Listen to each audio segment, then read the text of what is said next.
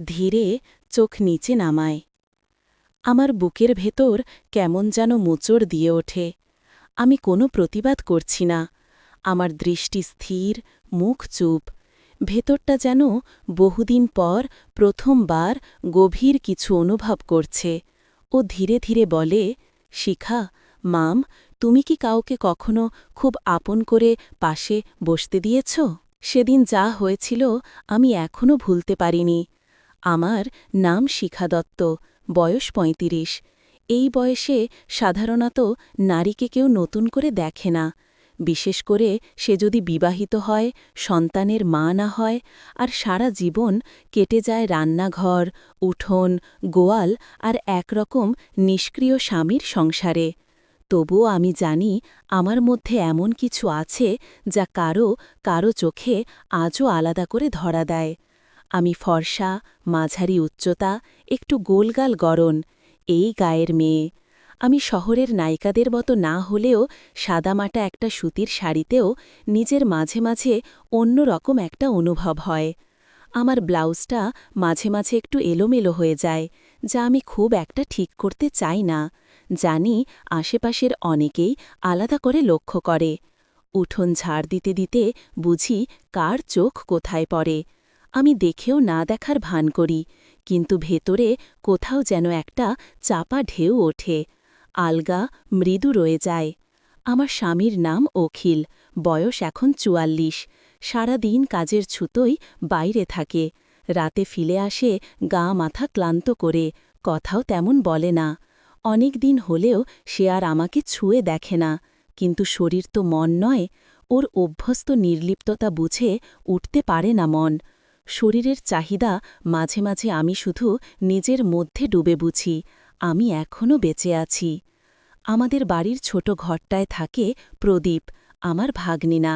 ছোটবেলা থেকেই আমাদের কাছেই বড় হয়েছে, এখন কলেজে পড়ে। আগে যাকে কোলে নিয়েছি, এখন তার চোখে দেখি এক অদ্ভুত নির্লজ্জ আকর্ষণ। আরেকজন আছে সুব্রত, আমাদের বাড়ির রাখাল। বাড়ির কাজকর্ম, গরুর খোয়ার ঘাস কাটা সবই করে, কথা কম বলে, কিন্তু যখন বলে চোখে মুখে এমন কিছু থাকে যা সহজে উপেক্ষা করা যায় না। ওর দৃষ্টির তীব্রতা আমার অজান্তেও অনেক কিছু নাড়া দেয়। সেদিন ছিল শুক্রবার, গরুর দুধ দোয়া হয়ে গেছে। সুব্রত এসে আমার দিকে তাকিয়ে বলে, কাকি, দুধটা রান্নাঘরে রাখি? আমি একটু হেসে বলি, রাখো, কিন্তু ভেতরে ঢুকো না। সে আবার হেসে বলে, ভেতরে ঢুকতে দিলে এমন কি হবে? আমি ওর চোখের দিকে তাকালাম। কিছু সময় থেমে রইলাম আমরা। কোনো শব্দ নেই, শুধু আমার বুকের ভেতর একটা দম বন্ধ অনুভব কাজ করছিল। সেই দুপুরে রান্নাঘরে থালাবাসন ধুচ্ছিলাম। হঠাৎ প্রদীপ এসে পাশে দাঁড়ায়। পানি দিতে দিতে বলে, মাম, তোমার শাড়ির আঁচলটা পিছনে পড়ে গেছে।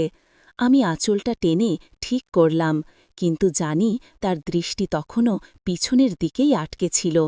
আজও সেই মুহূর্তের গভীরতা ভুলতে পারিনি।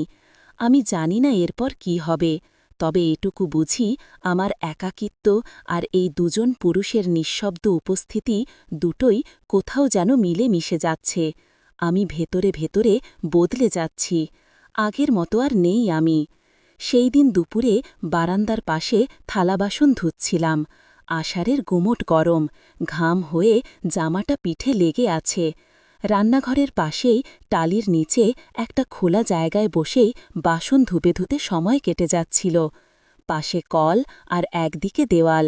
আমি নিচু হয়ে কাজ করছিলাম, মাথা থেকে ঘাম গড়িয়ে পড়ছে। আঁচলটা একটু সরে গিয়েছিল হয়তো, খেয়াল করিনি ঠিক। তখনই প্রদীপ এসে দাঁড়ায় সামনে, ওর হাতে একটা মগ। বলল, মামি, আমার মগটা ধুয়ে দেবে? আমি ওর দিকে তাকিয়ে একটু হেসে বলি, তোপে কি সব সময় দেখার লোক রাখছি নাকি, নিজেই ধুয়ে নে। ও হাসে, কিছু বলে না, কিন্তু নিচু হয়ে মগটা আমার পাশে রাখা বালতিতে রাখে। আমি এক ঝলক তাকিয়ে দেখি ওর মুখটা খুব খুব কাছেই, কপাল ভেজা, ঠোঁট একটু খোলা, চোখে ক্লান্তির ছায়া। কিন্তু সেকেন্ডখানেক ওর দৃষ্টি আমার দিকে একটু বেশি সময় আটকে রইল। তারপর হঠাৎ চোখ তুড়ে বলে, মাম, তুমি না খুব সুন্দর। আমি থেমে গেলাম, শুধু বললাম, পাগল কোথাকার। কিন্তু নিজের গলার কাপড়টা আমি টের পেয়েছিলাম। লজ্জায় ছিল না অন্য কোনো বোধে সেটা বুঝে উঠতে পারিনি। ও পাশেই দাঁড়িয়ে বলল, তোমার গায়ের গন্ধটা রান্নাঘরের মতো না, মখ, অনেক শান্তির মতো, অনেক আপন। বলতে বলতেই ওর হাতটা হালকা করে আমার হাতের পেছনে ছুঁয়ে গেল, হয়তো অনিচ্ছায়, হয়তো অন্য কিছুতে। আমি চুপচাপ হাত সরিয়ে নিলাম, বললাম, যা তো, ভিতরে যা, রান্না করছি না। ও উঠে দাঁড়িয়ে চলে গেল, কিন্তু যাবার সময় শরীরটা এতটা কাছে দিয়ে গেল যে কাঁধে হালকা ছোঁয়া লেগে গেল। আমি নিজেই বুঝতে পারছিলাম না ওটা আচমকা ছিল না ওর ইচ্ছা করে হওয়া কিছু। সেই রাতটায় ঘুম এলো না। অখিল ফিরেছিল অনেক রাতে, কথা না বলেই সোফায় গায়ে এলিয়ে পড়ে রইল। আমি পাশের ঘরে আমার পরিচিত খাটে শুয়ে, জানালা খোলা, রাতের নরম আলো গায়ে এসে পড়ছে, কিন্তু আমার শরীরটা যেন নিজেকেই চিনতে পারছিল না। বারবার মনে পড়ছিল দুপুরের সেই মুহূর্ত, প্রদীপের চোখে যে ভাষা ছিল তা কি আমি বুঝিনি? আমি কি সত্যি এতটা নিঃসঙ্গ? সকালে উঠেই চলে গেলাম গোয়াল ঘরের দিকে, গরুগুলোকে খাবার দিতে হবে। সুব্রত ওসবের আগে থেকেই উঠে পড়ে, চুপচাপ কাজ করে, কিন্তু ওর দৃষ্টিটা নীরব থাকলেও অনুভবের ভাষা লুকিয়ে থাকে না। আমি কাদায় ভেজা পথ দিয়ে হাঁটছি, শাড়ির খুঁট একটু তুলে হাঁটছিলাম যাতে পিছলে না যায়। পিছনে এক ধরনের শব্দ শুনে ফিরে তাকালাম, সুব্রত দাঁড়িয়ে, চোখে একরাশ ক্লান্তি, কিন্তু সেই পুরনো দৃষ্টির একটা নীরব তীব্রতা ছিল। আমি বললাম, সকালে উঠেছিস? ও মাথা নাড়িয়ে বলল, ঘুম এলো না, স্বপ্নে দেখলাম দুধ ফেটে গেছে। আমি হেসে বললাম, তোর স্বপ্নেও গরু? ও এক মুহূর্ত চুপ করে থেকে বলল, স্বপ্নে দেখলাম গরুর পাশে আপনি দাঁড়িয়ে, মাথায় একটা লাল ওড়না ছিল। কিছু বলতে যাচ্ছিলাম, আপনি চলে গেলেন। আমার গলা শুকিয়ে গেল। ও গামছায় হাত মুছছিল, গায়ে হালকা জল, জামার একটা বোতাম খোলা। আমি চোখ ফিরিয়ে নিলাম, ওর গলায় একটা পুরনো দাগ ছিল, হয়তো কোনো পুরনো চোটের চিহ্ন। হঠাৎ সেটা চোখে পড়ে, আর আমি আর চোখ ফেরাতে পারি না। ও বুঝে যায়, বলে, আপনি কি ভাবছেন বলুন তো? আমি জবাব দিই না, শুধু হালকা হাসি নিয়ে বলি, একদিন যদি কেউ তোমাকেই গরুর বদলে খুঁটিতে বেঁধে রাখে, তখন বুঝবি। সুব্রত হাসে না, চুপ করে থাকে, কিন্তু তার সেই নীরবতা কথার থেকে অনেক বেশি কিছু বলে দেয়। সেদিনটা কেটে যায়, কিন্তু রাতে ঘুম আসে না। প্রদীপ আর সুব্রত দুজন দুই প্রান্ত থেকে যেন আমার একাকিত্বকে ছুঁয়ে যাচ্ছে, কোনো শব্দে না কোনো ঘোষণা, শুধু দৃষ্টিতে, আচরণে আর এক অজানা মায়ায়। আমি দিন গুনছি, জানি কবে কে প্রথম এসে ভাঙবে আমার এই নীরব অন্তর্জগৎ। পরদিন ভোর, আলো এখনও ঠিকমতো ফুটেনি। আকাশে ধূসর ধোঁয়াটে একবার বরদ, মাঠঘাটে শিশিরের ছোঁয়া, পাখির ডাকও জাগেনি এখনও। আমি একটু আগে ভাগে উঠে পড়ি। গোয়ালঘরের পথটা ঘাসে ভেজা, বাতাস নেই, কিন্তু শরীরের ভেতর দিয়ে ঠান্ডা একটা স্রোত বইছে। সুব্রত তখন গরুর দুধ দোয়ায় ব্যস্ত, পিঠ ঘামে ভেজা, গামছাটা ফিতের মতো পেছনে গাঁথা। শরীরটা ছিপছিপে, তবে তাতে এক ধরনের দৃঢ়তা আছে, যেটা চোখ টানে। আমি একটু দূরে দাঁড়িয়ে থাকি, তারপর ধীরে ধীরে খোঁয়ার ভেতর ঢুকে যাই। গরুর গন্ধ, ভেজা খড় আর ঘামের মিশ্র একটা গন্ধে আমার মাথাটা কেমন যেন হালকা হয়ে যায়। সেই গন্ধটাও কোথায় যেন একটা পুরনো স্মৃতির মতো দোলা দেয় মনে। সুব্রত তখনও খেয়াল করেনি আমি এসেছি। সে হাঁটু মুড়ে বসে দুধ দিচ্ছে, মনোযোগ তার পুরো কাজে। সেই মনোযোগী ভঙ্গি কিছুক্ষণ চোখ আটকে রাখে। আমি একটু সামনে যেতেই সে টের পায়, চোখ তুলে তাকায়, তারপর আবার চুপচাপ কাজে মন দেয়। আমি দাঁড়িয়ে থাকি পেছনে, গরুর পাশ ঘেঁষে একটার দুধ শেষ, আর একটা তখনও কাঁপছিল। বাঁধনটা খুলতে দিয়ে ওর একটু কষ্ট হচ্ছিল। আমি কিছু না বলে হাত বাড়িয়ে দিই সাহায্যের জন্য। হঠাৎ আমার হাত ওর হাতে ছুঁয়ে গেল। এক মুহূর্তের স্পর্শ, সুব্রতর গা ঘামে ভেজা আর দুধের গন্ধ লেগে থাকা সেই ছোঁয়া যেন আমার মনে এক অদ্ভুত অনুভব জাগায়। সুব্রত থেমে যায়। আমিও হাত সরিয়ে নিতে পারি না। ও চোখ তুলে তাকায়। কোনো শব্দ নেই, তবু যেন কত কথা বলা হয়ে যায়। গোটা গোয়াল ঘরে এক অদ্ভুত নিস্তব্ধতা। আমি ভাবে এক্ষুনি বেরিয়ে যাই, কিন্তু পা যেন নড়ে না। হয়তো কাজ করতে গিয়ে ওড়নাটা একটু পিছলে গিয়েছিল। সুব্রতর চোখ পড়ে সেখানে, কিন্তু সে কিছু না বলে চুপ করে তাকিয়ে থাকে। ধীরে ধীরে চোখ নিচে নামায়। আমার বুক কাঁপে, কিন্তু সে শব্দ আমার মুখে আসে না। একসময় আমি পেছন ফিরে হাঁটা দিই। ও কিছু বলে না, আবার দুধ দোয়ায় মন দেয়। কিন্তু আমি স্পষ্ট টের পাই আর একটু দেরি করলে হয়তো পরিস্থিতি অন্যদিকে মোড় নিতে পারত। তাই আমি দ্রুত বেরিয়ে আসি। সেদিন দুপুরে উঠোনে একা বসেছিলাম, কাপড় ভাঁজ করছিলাম। প্রদীপ তখন কলেজে যায়নি, বারান্দায় বসে বই দেখছিল। কিন্তু মন যে বয়ে ছিল না সেটা আমি বুঝতে পারছিলাম। মাঝে মাঝে ওর দৃষ্টি পায়ের পাতায়, হাঁটুর দিকে, আবার হঠাৎ চমকে ওঠার মতো দৃষ্টি আমার মুখ ছুঁয়ে হয়ে যেত।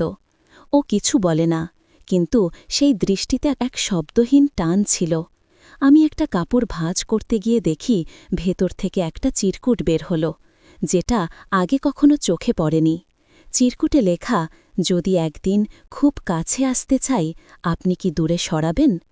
অক্ষরটা দেখে আমি বুঝি এটা প্রদীপেরই লেখা, কিন্তু তাতে নাম নেই, শুধু এক প্রশ্ন। আর সেই প্রশ্নে আমার গায়ে কাঁপন ধরে যায়। সেদিন আমি কোনো উত্তর দিইনি, শুধু রাতে শুয়ে ভেজা বালিশে মুখ খুঁজে অনেকক্ষণ কেঁদেছিলাম। কার জন্য কাঁদলাম ঠিক জানি না। মনে হচ্ছিল ভেতরে জমে থাকা কথাটা যেন বেরিয়ে আসতে চাইছে। প্রদীপ জানে আমার কোমল দিকটা, আর সুব্রত জানে মনের ভেতরের এক ধরনের অদৃশ্য শক্তি। আমি মাঝখানে দাঁড়িয়ে কোনো অপেক্ষায়, কেউ হয়তো আসবে বা আমি নিজেই যাব কারোর দিকে। আজ আষাঢ়ের দুপুর, রান্নাঘরে চাল ডাল রেঁধে রেখেছি, ডিমের ঝোল ফুটছে, টিপ টিপ করে ঘামাচ্ছি। শাড়ির পিঠের অংশটা ভিজে একাকার। চুল খুলে দিয়েছি, ঘাড় বেয়ে নেমে মিউজিক, আসা ঘামবিন্দুগুলো নিজের শরীরেই অপরিচিত লাগে। হঠাৎ পেছনে পায়ের শব্দ। আমি ঘাড় ফেরানোর আগেই প্রদীপ বলল, খুব গরম লাগছে তোমার? তার কণ্ঠে হালকা হাসি, চোখে গম্ভীরতা ও পাখার বোর্ডে হাত দিতে গিয়ে খুব কাছাকাছি চলে আসে। মুহূর্তটা একটু অস্বস্তিকর, কিন্তু কোথায় যেন এক ধরনের নীরব টান থাকে। ওর হাত আমার কাঁধে ছুঁয়ে থাকে একটু বেশি সময়, তারপর নিজেই সরিয়ে নেয়। হেসে বলে, পাখা ঠিক করতে গিয়েই আপনার কাঁধে পড়ে গেলাম বোধহয়। আমি পেছনে না তাকিয়ে বলি, থাক, গরম লাগলে উঠোনে যাও, এখানকার গন্ধ ভারী। ওর চোখের দৃষ্টি আমার দিকে, গভীর, কিন্তু আমি সরে যাই না, কারণ জানি ওর দৃষ্টিকে আমি থামাতে চাই না। সেই দুপুরে আমি একা উঠোনে বসে, কাঁথার ওপর আজ শোয়া, গ্লাসে ঠান্ডা জল পাশে। বাতাস নেই, কেবল ঘাম আর নিঃশ্বাসের শব্দ। প্রদীপ এসে গ্লাস বাড়ায়। আপনার জন্য দেখলাম, খুব ক্লান্ত লাগছে। আমি গ্লাস নিই। ও বলে, আমি মাঝে মাঝে ভাবি আপনি এত একা থাকেন কেন? এই বাড়িতে কেউ কি সত্যিই আপনাকে বোঝে? আমি চুপ করে থাকি। সে কাছে বসে না, শুধু দাঁড়িয়ে থাকে। একটু পর বলে, আপনার উপস্থিতির একটা আলাদা ঘ্রাণ থাকে, যা মাথার ভেতর অনেকক্ষণ ঘোরে। আমি কিছু বলি না, শুধু ভাবি, আমি তো এমন ছিলাম না, কেউ আমাকে এতটা গভীরে ছুবে ভাবিনি কোনোদিন। সন্ধ্যায় আয়নার সামনে দাঁড়িয়ে চুল আঁচড়াচ্ছি। আচমকা আয়নায় দেখি প্রদীপ দাঁড়িয়ে। আমি চমকে উঠি না। ও ধীরে বলে, শিখামাম, কখনো কাউকে নিজের কাছাকাছি আসতে দিয়েছ? আমি তাকাই না, শুধু আয়নায় নিজের প্রতিচ্ছবিটাকে একরকম নীরবতা দিয়ে চুপচাপ দেখি। আমি শুধু চুপ করে দাঁড়িয়েছিলাম। ও চলে যায়, কিন্তু যাওয়ার আগে ঘরের ভেতরে যেন একটা ছায়া রেখে যায়, যেটা আমার নিঃশ্বাসের সঙ্গে মিশে থাকে, দিনের পর দিন, রাতের পর রাত। পরদিন সকালে আয়নার সামনে বসেছিলাম, শাড়ির খুঁট গুছিয়ে টিপ পরছিলাম। সাজতে মন চাইছিল না আজ। ঘরের ভেতরে টুকটাক জিনিস ছড়িয়েছিল কিছু, জামা, একটা ভাঙা টিকলি আর খাটের পাশে পড়ে থাকা একটা চুড়ি। হঠাৎ প্রদীপ ঘরে ঢুকে পড়ে। মামি, আমার কলমটা হয়তো এখানে রেখেছিলাম, খুঁজে পাচ্ছি না। ওর চোখে যেন হালকা উত্তেজনা। আমি বলি, দেখো, টেবিলের নিচে খোঁজো। প্রদীপ খাটের নিচে খুঁজছিল। হঠাৎ কিছু একটা গড়িয়ে টিং টিং করে এই দিকে গেল মনে হয়। ও বলে, আমি তখন পায়ের নুপুর খুলছিলাম। একটু নিচু হয়ে সাহায্য করতে গিয়েই আমাদের হাত একসাথে ছুঁয়ে যায় চুড়িটার ওপর। এক মুহূর্ত থেমে থাকে ওর আঙুল, তারপর একটু বেশি সময় থেকে যায় আমার হাতের ওপর। আমরা দুজনেই নিচু হয়ে আছি, চোখ যেন চুড়িতে নেই, অন্য কোথাও আটকে গেছে। মুহূর্তটা অস্বস্তিকর নয়, বরং অনেক কিছু না বললেও বলা হয়ে যায়। আমি ধীরে বলি, দেয়ালে মাকড়সার জাল হয়ে গেছে, দেখে নিস একবার। ও বুঝে নেয় এই মুহূর্তটা এখানেই থেমে যাওয়া উচিত। বাড়িটা আজ অস্বাভাবিক চুপচাপ। অখিল সকালে শহরে গেছে, বলেছে রাতেই ফিরবে কিনা নিশ্চিত না। প্রদীপ কলেজে গেছে, সাধারণত দুপুর 12টার আগে ফেরে না। শুধু সুব্রত ছিল গোয়ালঘরে ঠিক 12টা সময়। উঠোনে দাঁড়িয়েছিলাম আমি, বনের দিক থেকে তরম হাওয়া আসছিল, মনে হচ্ছিল ঝড়ের গন্ধ ছড়িয়ে পড়ছে। এক সময় হেঁটে গেলাম উঠোনের শেষ কোণ পেরিয়ে, সেই পুরনো গোয়ালঘরের দিকে। তালগাছের পাশে গোলপাতা তার ছাউনি ঘেরা ঘরটা নীরব দাঁড়িয়ে। দরজার কাছে দাঁড়িয়ে দেখি সুব্রত দুধ দিচ্ছে, লুঙ্গি আর পাতলা গেঞ্জি গায়ে, ঘামের দাগ স্পষ্ট। আমার উপস্থিতিতে ও একটু চমকে যায়, তারপর গলা খাকারি দিয়ে বলল, আপনি বসুন না একটু, আমি সব করে দিচ্ছি। আমি চুপচাপ কোণার মাটির হাঁড়ির পাশে বসেছিলাম। বাইরে বাতাস বাড়ছিল। হঠাৎ একটা ঝাপটায় পেছনের দরজাটা ধাঁই করে বন্ধ হয়ে গেল। সুব্রত চমকে উঠল, দরজাটা তো বন্ধ হয়ে গেল বাতাসে, আমি খুলে রাখছি। আমি মাথা ঘুরিয়ে দেখি গোয়াল ঘরটা হঠাৎ যেন অনেক ঘন, অনেক কাছের মনে হয়। ও দুধ দিচ্ছিল, হাঁড়িতে ঢাল ছিল। ধীরে ধীরে হঠাৎ দুধ ছিটকে পড়ে আমার আঁচলের একপাশে। ও মা, আপনার শাড়ি তো ভিজে গেল। একটু থমকে গলা বলেছিল। আমি দাঁড়াতে যাচ্ছিলাম। সে এগিয়ে এলো, হাতে পুরনো একটা গামছা। আমি মুছে দিচ্ছি। আমি বলি, না থাক, আমি নিজেই। তবুও ওর হাত আচমকা আমার কাঁধ ছুঁয়ে গেল। গামছার ছোঁয়া ধীরে নিচের দিকে নামছিল। আমি শান্ত স্বরে বললাম, থেমে যাও। কিন্তু সেই থেমে যাওয়াতে যেন কোনো জোর ছিল না। ও থামেনি। ওর চোখে এক টান ছিল, যেটা সম্পর্কের সীমা বা নিয়ম মানে না। আমার ভেতরটা নিঃশব্দে কেঁপে উঠছিল, কিন্তু আমি কিছু বলিনি। ঠিক সেই সময় উঠোনের উল্টো দিক থেকে একটা ছায়া এসে থেমে দাঁড়ায়, বেড়ার ফাঁক দিয়ে। প্রদীপও কলেজ থেকে ফিরে এসেছে। সাইকেলটা বাইরে রেখে এসেছে সোজা গোয়ালের পেছনে। হয়তো হঠাৎ কৌতূহল বা হয়তো কিছু টের পেয়েছিল। চোখে স্পষ্ট থেমে যাওয়ার মতো এক দৃশ্য। সুব্রত তখনই কিছু বলেনি, হাতও সরায়নি, আর আমি শুধু স্থির হয়েছিলাম। প্রথমবার ভেতরে কিছু জেগে ওঠার মতো অনুভব করছিলাম। প্রদীপ চলে যায়, চুপচাপ, কিন্তু আমি টের পাই সেই চোখ দুটো, সেই নীরব দৃষ্টি এখনও আমার আশপাশে রয়ে গেছে। একদিন বিকেলে আমার শরীরটা কাঁপছিল হালকা।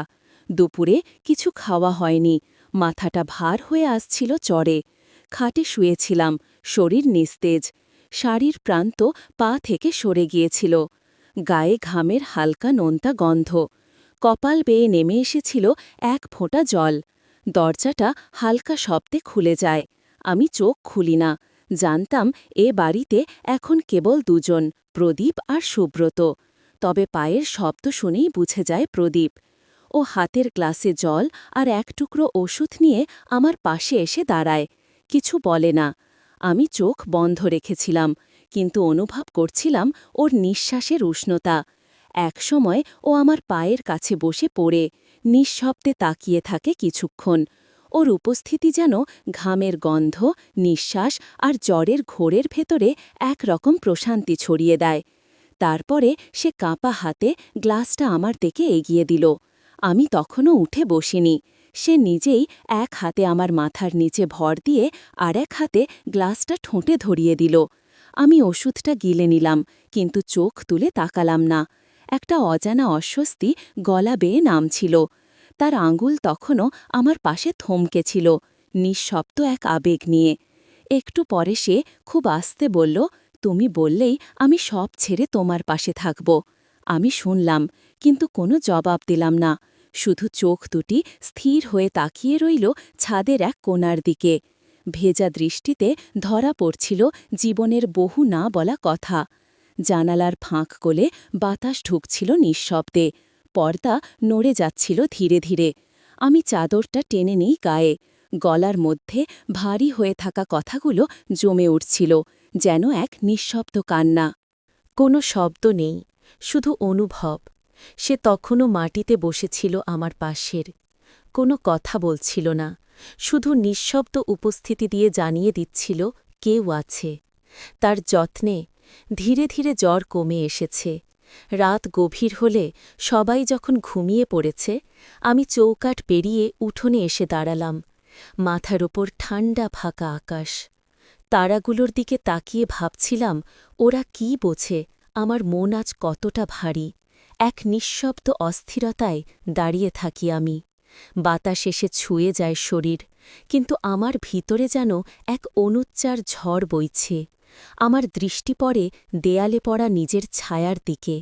জ্যোৎস্নায় ছায়াটা লম্বা, একটু বাঁকা, মাথা নিচু এমনভাবে দাঁড়িয়ে যেন আমি নিজেই আমার থেকে আলাদা হয়ে কোথাও দাঁড়িয়ে আছি। এই ছায়াটা চেনে আমায়। সে জানে আমি কি চেয়েছি আর কি পাইনি। সে জানে কারো চোখের দিকে তাকিয়ে আমি কি বলতে চেয়েছিলাম, কিন্তু চুপ করে থেকেছি। সে জানে কারো যত্ন আমাকে মুহূর্তের জন্য স্থির করে দিয়েছিল। সে জানে আমি অনেক দিন ধরে একা, হয় নামে নয় মনে। সে জানে রাতের নিঃশব্দতায় আমি আমার জীবনের মানে খুঁজে ফিরি। আজ আমি এই ছায়ার দিকে তাকিয়ে আছি। আমার মন বলছে, ঘরের ভেতরের শিখা আর বাইরের শিখা আলাবা কেউ নয়, একই মানুষ, শুধু একদিক কথা বলে না, আরেক দিক চুপচাপ কাঁদে। আমি ধীরে বসে পড়ি উঠোনের এক কোণে। এক ফোঁটা কান্না চুপচাপ গড়িয়ে পড়ে চোখ থেকে। কোনো শব্দ নেই। হঠাৎ মনে হল কেউ আমার মাথায় সান্ত্বনার ছোঁয়া রাখল, কিন্তু তাকিয়ে দেখি কেউ নেই। হয়তো আমি নিজেই নিজের মাথায় হাত রেখেছি, নিজের কাছে নিজে আশ্রয় খুঁজে নিই। শেষবারের মতো ছায়ার দিকে তাকিয়ে বলি, তুই জানিস আমি একজন নারী হয়েও একজন মানুষ। আমার সব কথা তোকে ছাড়া কেউ বোঝে না।